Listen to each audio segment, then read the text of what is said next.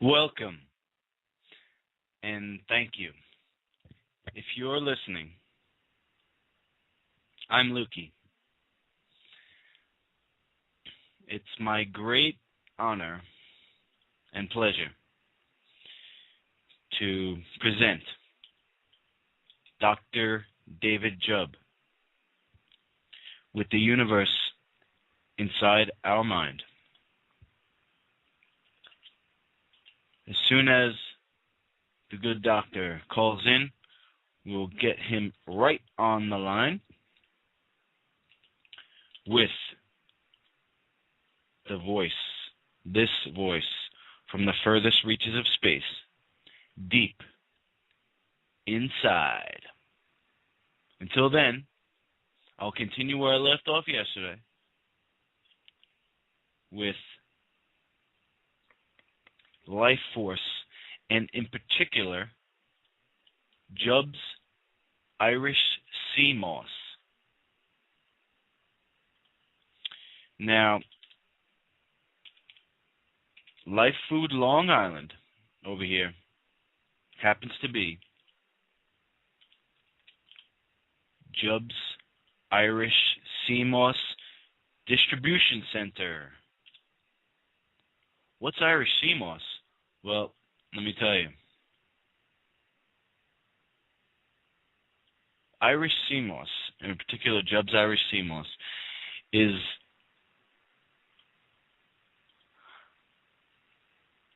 the top ingredient you can use in gourmet life food recipes. Our feature recipe this month is nicknamed King of New York. You got a business out here that advertises as the king of lemon ices, and we've got a lemon ice that is unparalleled. I'll put it next to any ice that you can buy. We use Irish sea moss in this recipe, and it makes it creamy and delicious and just one of the more nutritious things that you can actually eat. Now, I'm on a program here using this icy many times in the day. Well, probably about 4 times a day.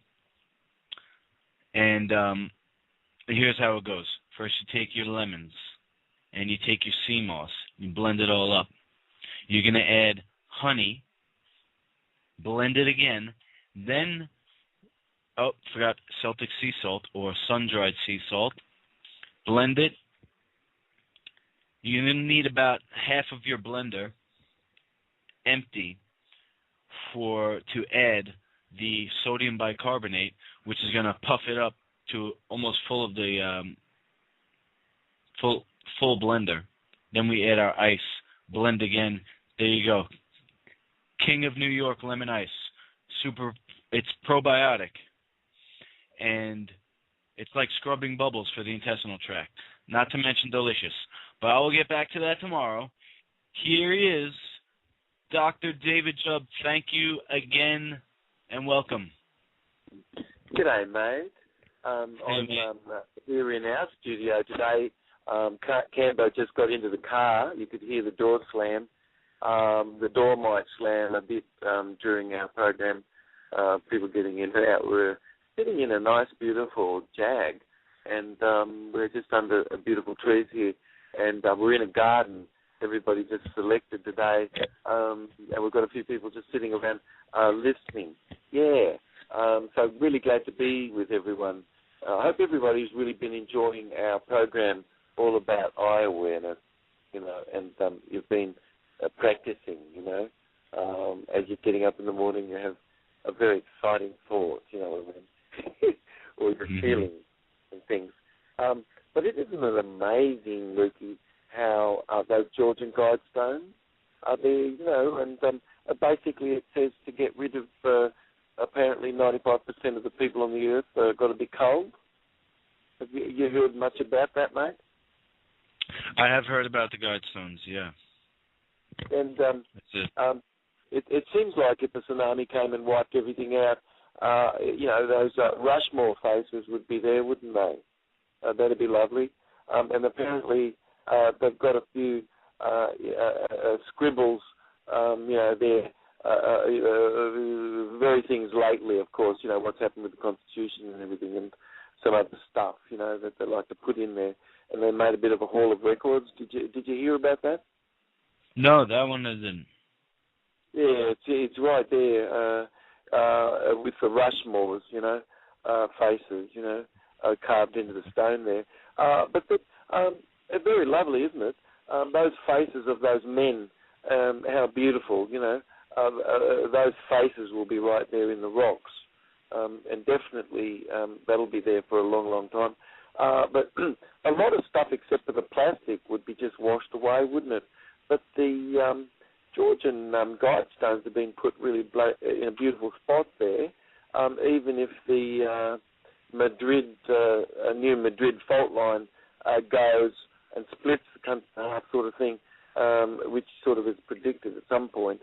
And then all these earth changes do occur.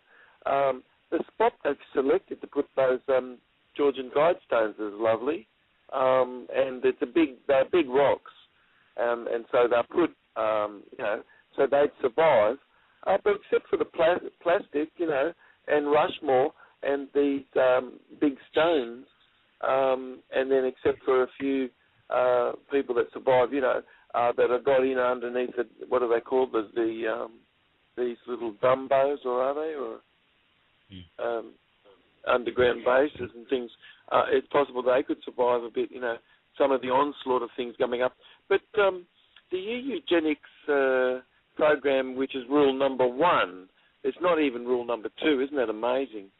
It's so exciting for the banker to have etched that story into the stone, so they've done things like that in the past, inferiority, superiority sort of stuff, and then they put those things there, and then just everybody sort of the presupposition exists that if you say you look much better today, meaning that you look like SH1T yesterday. People are actually sort of talking about things using presuppositions, and actually, they're using subliminals and things like that. But those stones are really amazing, aren't they? I'd love people to see pictures of it. It's a bit like the Stonehenge and things, only a bit more modern, yeah. But anyway, it's personally a horror story. Actually, what's written on the rocks there about rule number 1 of the 10 Commandments. Sort of basically, it's sort of code for culling the population of the Earth by 95%. Do you think that anybody might be concerned about that at all, or probably it's okay? What do you reckon, mate? Well, I always felt that the only thing that the best thing that I could do is kind of like vote with my dollar and what can one person do kind of thing. But I assume, I know for a fact that those people who wrote that don't know about LifeFood agrarianism, and that was probably enough for everybody. They're going on. Well, we can feed right now 2.5 billion people more, and got to get the word out. Who knows about LifeFood? Got to, though, right? And who is more powerful in what they've said? If there was anybody listening, I'd really love to hear about that person, because you've got a lot of people running around like drunk monkeys, stung by scorpions, and they're writing books profusely, and they do everything they can really a bit to sideline, things which really is more correct, actually, you know what I mean? So it's really lovely. But if people could put little things in there that's a bit weird, sort of like cats growing leaves or, trees meowing and things like that. The hand above the government loves that, because it sort of confuses things a lot, doesn't it? But there's politically sort of correct ways, isn't there, to deal with the population of the Earth. We've got car doors opening and closing on the show. Dino's just come back to the car, and he might be sitting in with us or standing up. He loves to stand up, actually. Anyway, so the car doors can be opening and closing during the show. Is that okay, Lukey? Is that okay, mate? I didn't even notice this was coming in good. Oh, good on you, mate. Yeah, because our people make a lot of noise around us, and it's so enjoyable. Anyway, I really care very much. We have a good audio, that everybody has the ability to be able to listen in good.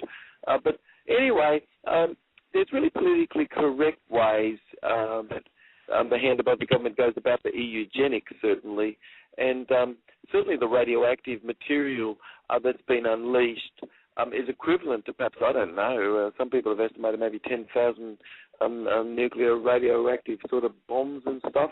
It's just sort of dumped everywhere.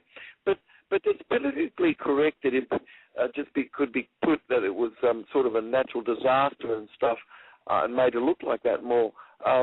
It's like you can't convince an intellectual that they went to the moon. You know what I mean?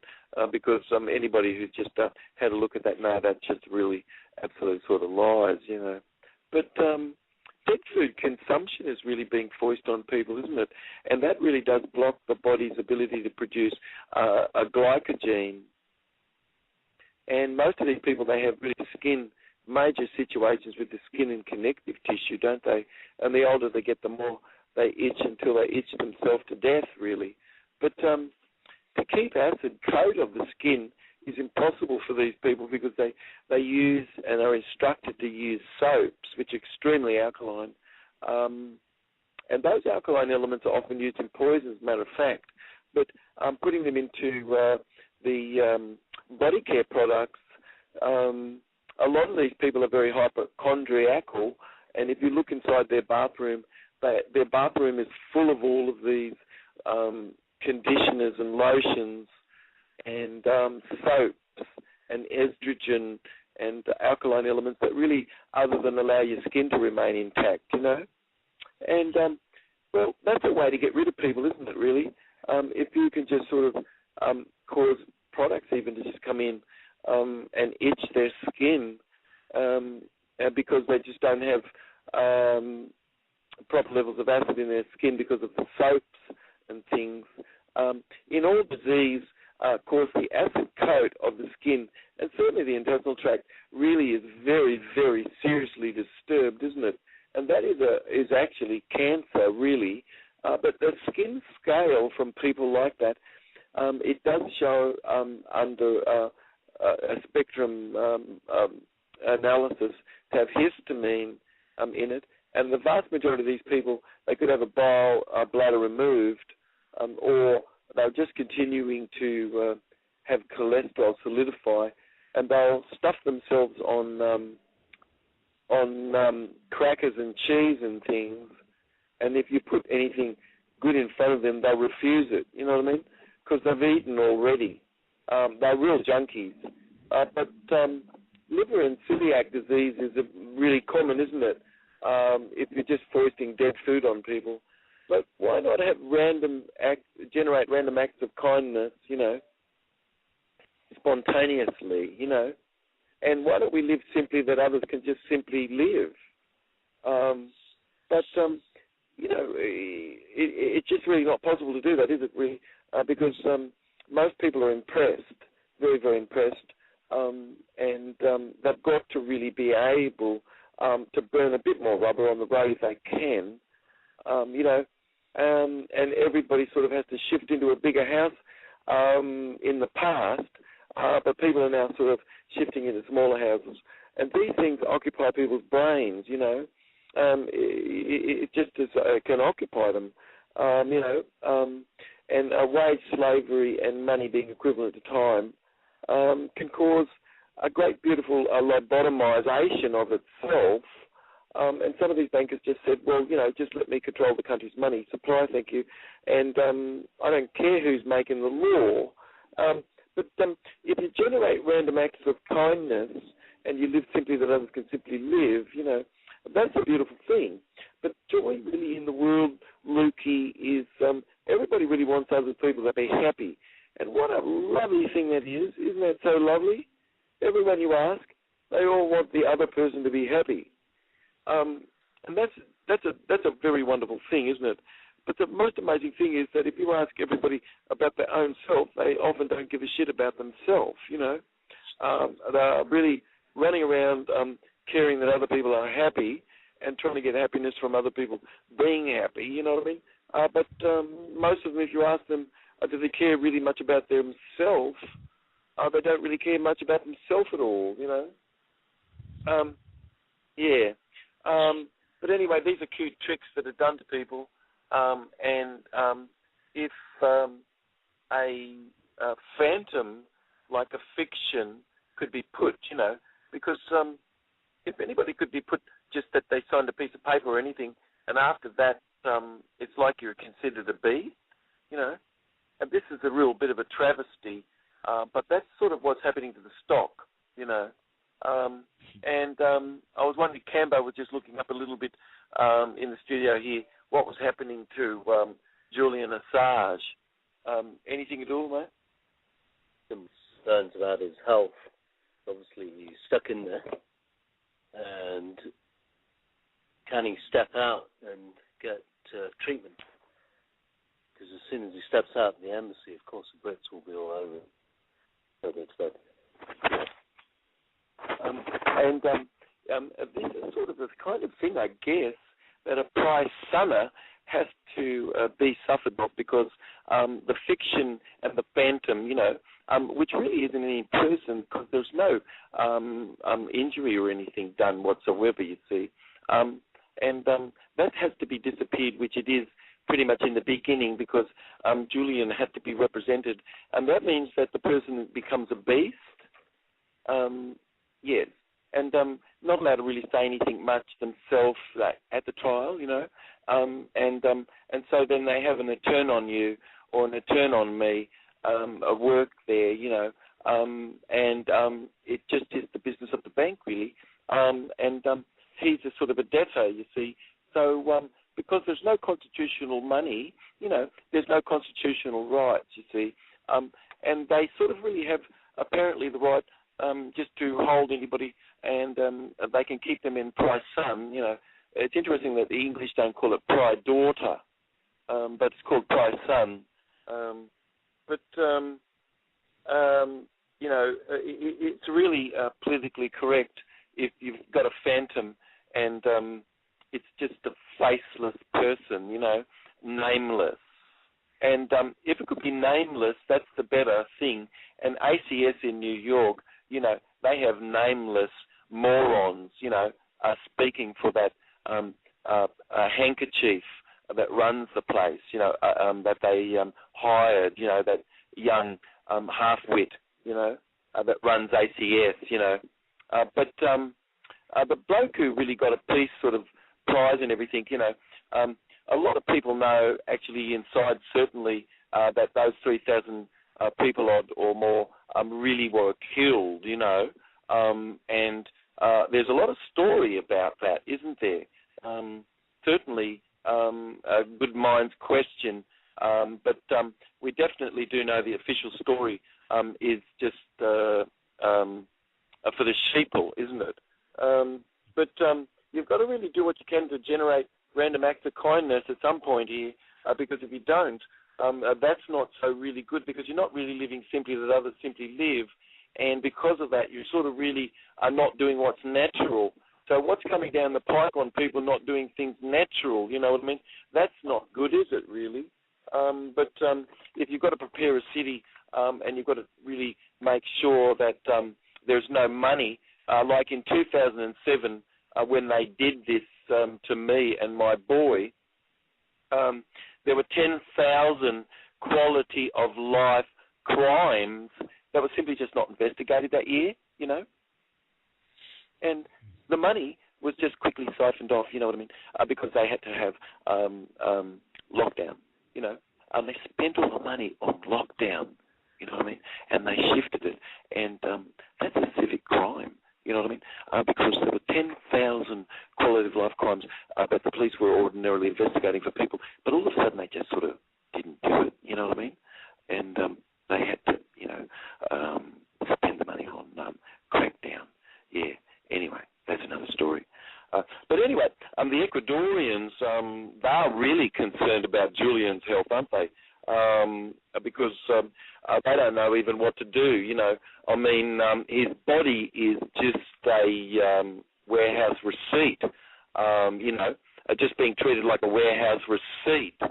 And you have the evidence of it right there in front of your eyes, you know what I mean? Pretty amazing. But anyway, you've got people like that beautiful, innocent fellow, David Hicks, that Australian fellow, you know. He was tortured. He was called a kangaroo, fucker, you know, by the Americans. And most of them there were selected so that they'd push the button even if they heard screaming, you know, behind the curtain, as long as there was someone with a white lab coat, you know, telling them what to do. So they had lots and lots of people like that. There was only 3 people that weren't at Abu Ghabu, and they were whistleblowers. So they did everything they could to get rid of people like that, you know, so that there would be no anybody really sort of dobbing anybody in for, you know, torturing people like David Hicks. And the Australians, because there's really no country anymore there, you know, it's just a corporation of the Federal Reserve Bank. Even their own Australian citizen could easily be just set upon and their bodies punished. And this is the sort of message that this is really sort of obvious, you know. But Bradley Manning, apparently, you know, he's a really innocent boy, and he's a soldier. I mean, we can understand how most of these boys could have even had a trauma to the head, which we could talk about. I don't know. We'll get to it. But you know, Bradley certainly he's been held as a soldier beyond 120 days, and when you sign up as a soldier, you're doing what this is. You're really caring about people 100%, and you could be not necessarily cared for or being cared for, you see, as a piece of property, but that your body might not be worth the property that you're defending, you see, and you could have signed something to say that, but you should have had a trial within 120 days, and Bradley really, he's been held 1,000 days, you know what I mean? Certainly that is equivalent to cruel and unusual punishment, but you don't really have a constitution, you know what I mean? Because there's no money to support any constitutional rights. Did you hear that, Lukey? I did. Oh, good on you, mate. Okay.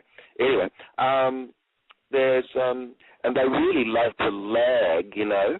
It's really excellent, you know, for the hand above the government. Their style, if you look at what they do, which is criminal, is to lag, and they leave a fingerprint like a dumb-witted, you know, half-wit behind. Honest to God, fingerprints all over the place, you know, that lead them to be considered in history when you look back a couple thousand years as being dumb as beetles, you know, seriously dumb as beetles, honest to God. But anyway, that's another thing. But I really feel for David Hicks, certainly, you know, because he was innocent, you know, absolutely innocent.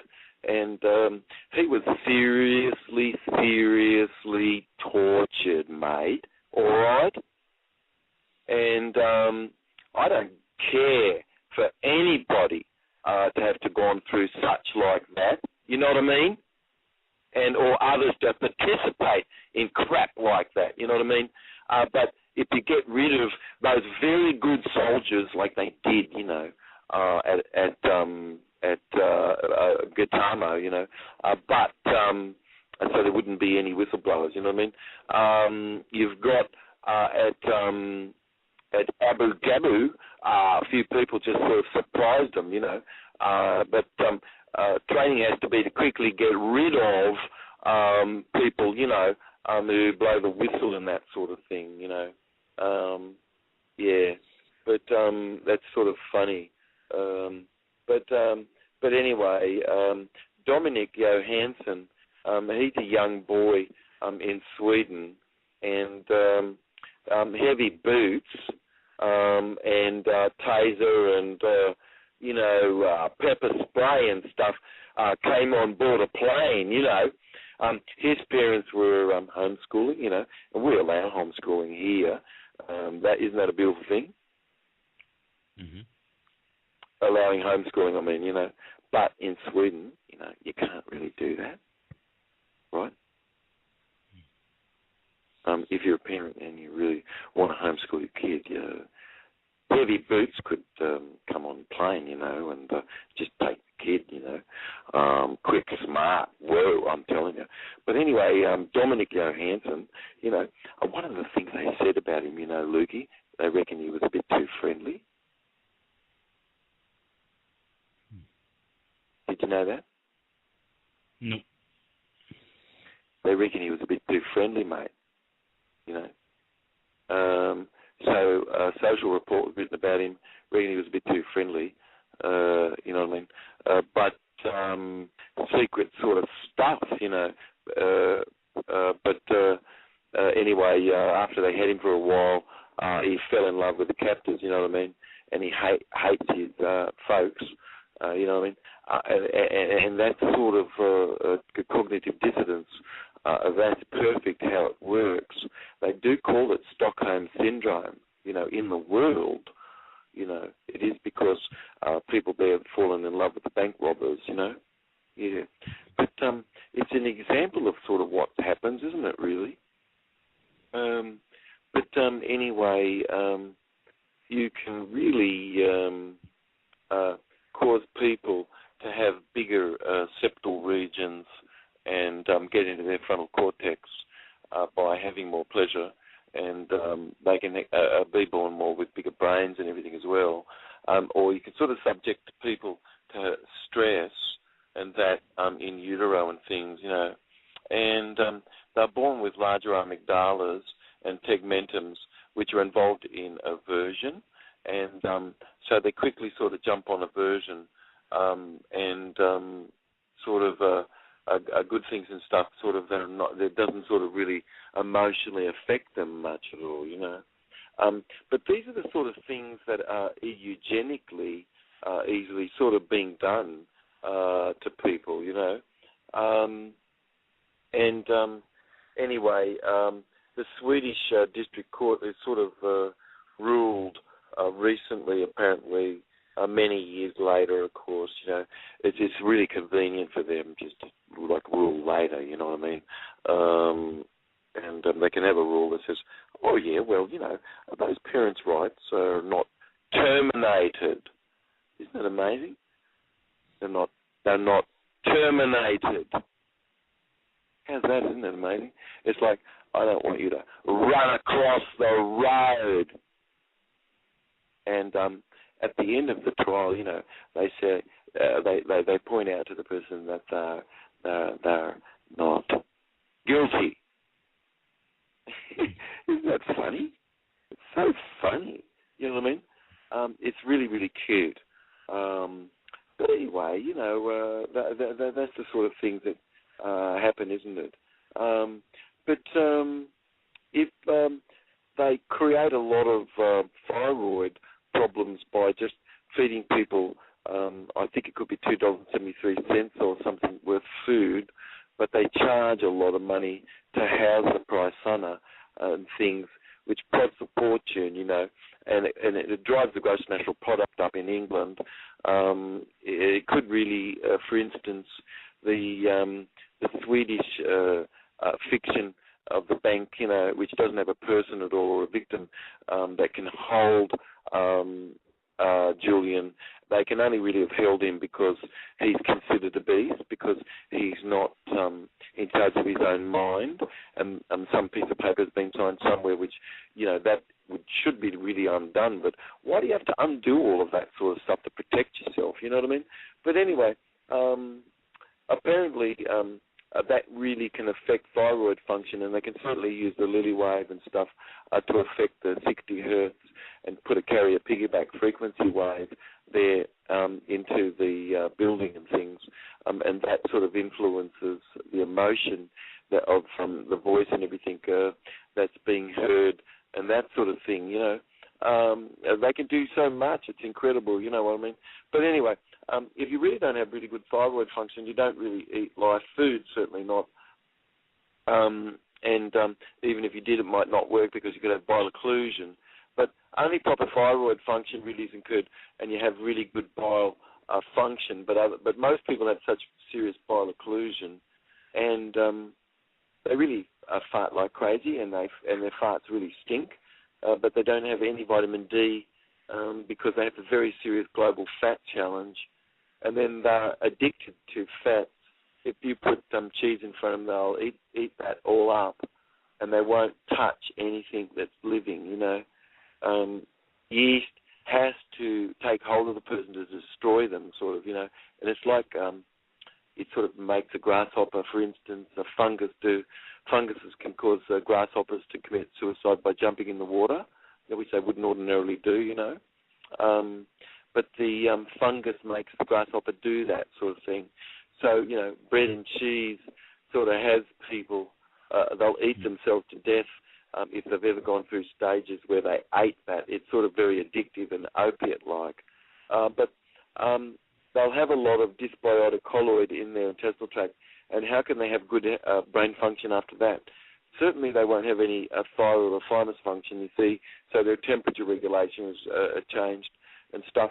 And then the praisana is kept in the cold and damp, and there's black mold and no lighting, you see that, which is very important to kill their bodies.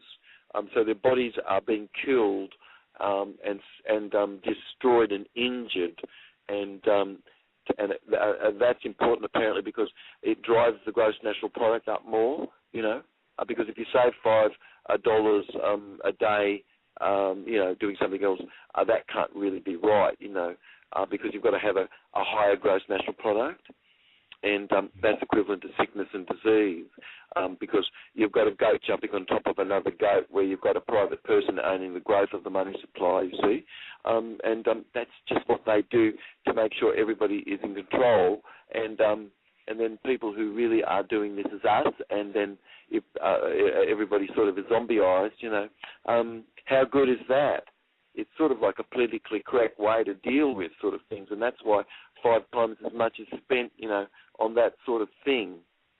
And that's why sort of a fiction can have held Julian Assange where he is, and then it's a maritime law, and of course because there's no constitutional money, no constitutional rights, no one would ever consider that anybody retaliated at all against Julian, and nor any husband or wife or in any situation, matter of fact, in any court, basically.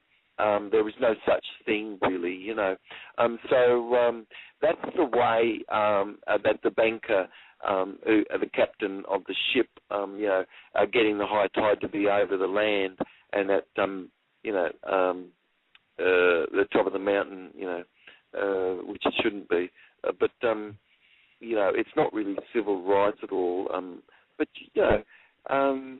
you can't really have civil rights if you don't have money to supply that. and that you don't own the growth of the money supply yourself as a people.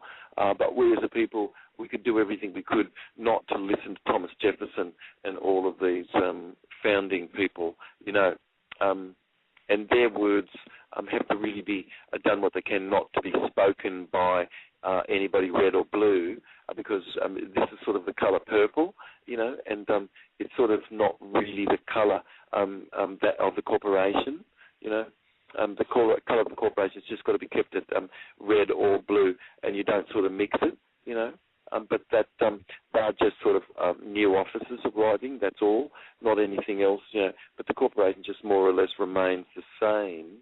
And then in the New Age movement and the raw, which is war, and the uncooking, non-life food, you've got a lot of excessive tannins, and the green cadmium build up and things can have incurred, and that really replaced monatomic iodine and all sorts of things, and if you've really not got, you're being sort of biologically transmutating one element into another in your intestinal tract beautifully, then, your body sort of really is put to be suffered, you see. And foodstuffs are foodstuffs if they were given to a rat. There's certainly experiments show that it does really shorten the life of the rat. And that is the type of foodstuffs that are given to the price runners and anyone who's sold very, very high phosphate food because they typically would die, apparently, and that could be just collected on an insurance and by the banker sort of thing who owns the stock, you see, being traded. And that's a travesty, of course. But if guts could be assisted to be leaked and lung leaking by intramuscular injection and toxins and things, and excessive sort of poisoning of the skies and the air, those are the things that's sort of very important, and you can be sure that that's a dumbing down, and that these are the things that sort of people are voting for to be politically correct, though fewer and fewer and fewer and fewer and fewer people vote because they're just so disenfranchised. But that's another story. But the extrastitial water excess between the cells, Lukey, because of estrogens, because of all the disaccharide sugars and the banana bender and bicycle rider people, foisting that sugars and things, high glycotic, and the more green that people can get into themselves, the more dopey and because we're frugivores, but people who are doing it, they have no idea. First, they start with such enormous amount of tannins that will stain your skin, stain your sink, and I mean, you can't get the stain out, and that it really stains the body. A honeymoon is had by that ranch or something, where people could do a cleanse a bit, under a tree or something. And in the, I don't know what they call it, they could call what they do sort of living rather than live food, because they just sort of really, it's better to call what they do the work of somebody like Anne Wigmore, who's dead, because she won't argue with them, but they're experimenting, and then they'll just have you do a lot of greens or something, which stains your intestinal tract, and you get a bit of a honeymoon, and you might be a bit better as a diabetic for a moment. But watch out what happens afterward, you know what I mean? But the blood-brain barrier really becomes permeable more and more and more, and a lot of those people are very religiously sexist, and God is him and not her, and they just talk about food, and they'll run all over the world, and their brains are woofed by white upper-class females, who are the ones who've put their mores over the culture, because they were the ones who were funded by David Rockefeller. The women's movement, which the black woman and the red woman knew was not, right for them, because they knew their men were being had. So, but white men really didn't know this, or the white men didn't mind it, I guess. But those women caused everybody to imagine that power was equivalent to access to external reward, and which in the 80s got corrected, of course. A lot of surveys were done and they corrected the foolish behaviour of those women, because boys today certainly are the ones that are being drugged, and there was even some Texas women and senators and people that were really gun-ho to do what they could to cause testosterone not to be in boys. That testosterone was the problem, But in 1988, the Women's Encyclopedia still had it that boys didn't experience any pain. And a lot of that sort of is still of the fertility cult, a sexism that's run on people, but if it was to live in a country and you were Arab, and as a mother, would it be all right for you to send your daughter to a country that said if you would put people in jail, they'd be put into pride order? Or if, someone's going to be punished, they'd be called clitoralized? I mean, the Arab fathers don't want their sons to be educated in a system where people are being punished, and it has a gender specificness like that, where it's very clear if you're being penalized, meaning you're being castrated or something, and it has to be accepted of that in your language. Of people who don't speak English, they're appalled at that sort of thing, But you've got to forget that, apparently, if you become an adult, and then too negative to make a positive, a fit sort of thing, And then there's no such thing as a negation at your primary level of experience. Doesn't really sort of exist, Lukey. How are we doing, mate, in the program? Oh, amazing, Doc. We're at about 2.5 minutes left. Well, it's a beautiful thing, because the banker really loves to confuse what is the brain has a great Velcro for naturally, and then what it has got a good Teflon for typically, and it sort of reverses everything around, what should stick, which is something beautiful, sort of is slipping, and then what should be not so good is sort of a Velcro sort of thing, But in 400,000 U.S. boys killed, 20% of those were killed by friendly fire. That's a lot. That's 80,000 or more. I don't know if that's acceptable, really. I mean, only a few kids got really lead poisoning from licking toys, and they created laws, to stop kids. Just a few kids got killed, by lead toys and stuff. It's just a bit ridiculous, I think, That's 80,000 soldiers, mate. Is that really acceptable? We're just talking about American soldiers. But only 3 people blew the whistle at Abu Ghabu, and the rest of them were being retaliated against, and that's what they said. They would never blow the whistle because they'd be retaliated against.